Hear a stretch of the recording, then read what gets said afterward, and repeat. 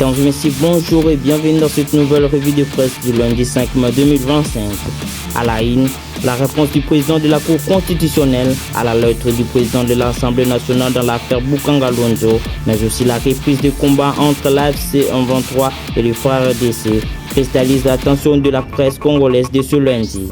En qualité de député national, Augustin Matata Ponyo avait saisi sa chambre parlementaire pour dénoncer la violation de droits.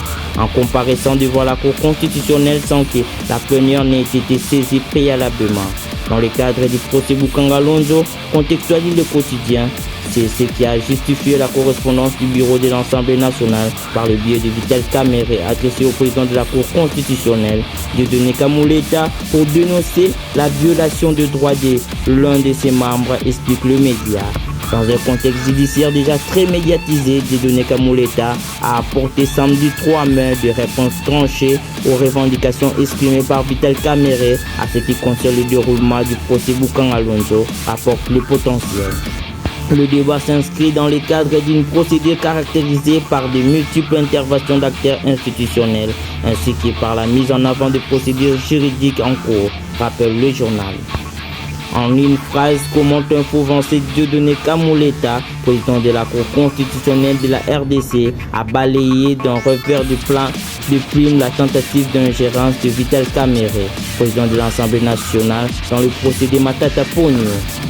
Par une lettre datée du 25 avril, rappelle le quotidien, le président de l'Assemblée nationale a voulu imposer une lecture réductrice de l'article 5 de la Cour constitutionnelle, invoquant l'immunité parlementaire pour interrompre une procédure judiciaire pourtant déjà bien engagée.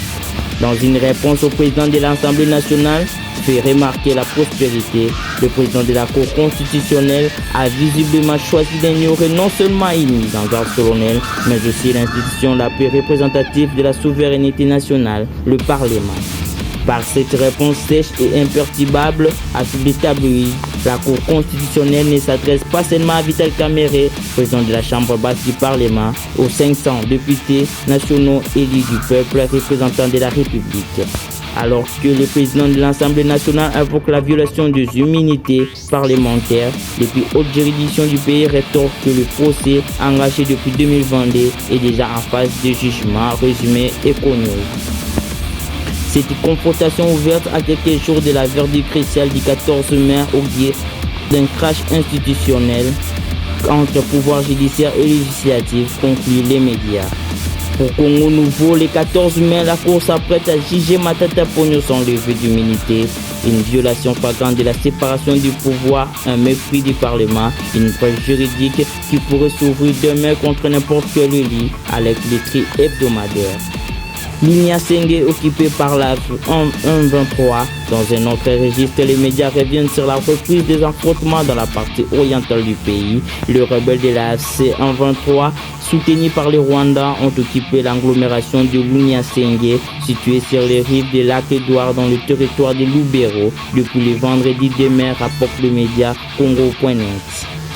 Que reste-t-il de pourparlers en cours à Doha et à Washington, s'interroge le potentiel, car selon toute vraisemblance, fait remarquer le journal, les armes devaient se taire pendant qu'on est à table de négociations pour donner une chance à la paix. Les forces armées de la République démocratique du Congo ont dénoncé l'attaque de cette localité en violation intentionnelle et flagrante de cessez-le-feu, indique l'agence congolaise de presse. Le FARDC se réserve le droit de riposter sur tout le front si la menace du 123 RDF existe, ajoute l'agence. Mesdames et messieurs, c'est tout pour la revue de presse de ce jour. Rendons-nous à la prochaine édition.